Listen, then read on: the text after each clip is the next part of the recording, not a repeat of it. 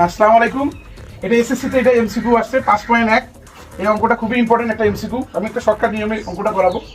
দুই অঙ্ক বিশিষ্ট একটি সংখ্যার অঙ্কদ্বয়ের সমষ্টি 9। অঙ্কদ্বয় স্থান বিনিময় করলে যে সংখ্যা পাওয়া যায় তার প্রদত্ত সংখ্যা হতে 45 কম। সংখ্যাটি কত? তা আমরা এটা শর্টকাট একটা নিয়মে করাবো।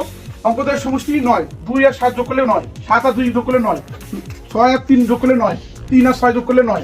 তাই এটা দিয়ে হয় না, প্রথম শর্ত দিয়ে হয় না, দ্বিতীয় শর্ত দিয়ে অঙ্কটা করতে হবে।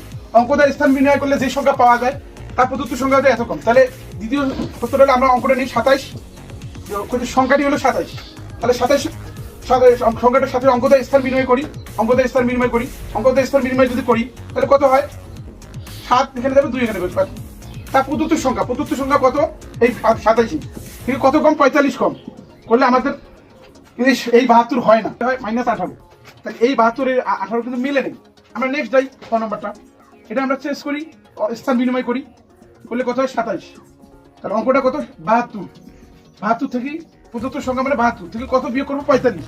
45 বিয়োগ করি, করলে দেখি এই 27 হয়। তাহলে মিলে গেছে। তাহলে আমার উত্তর হলো খ।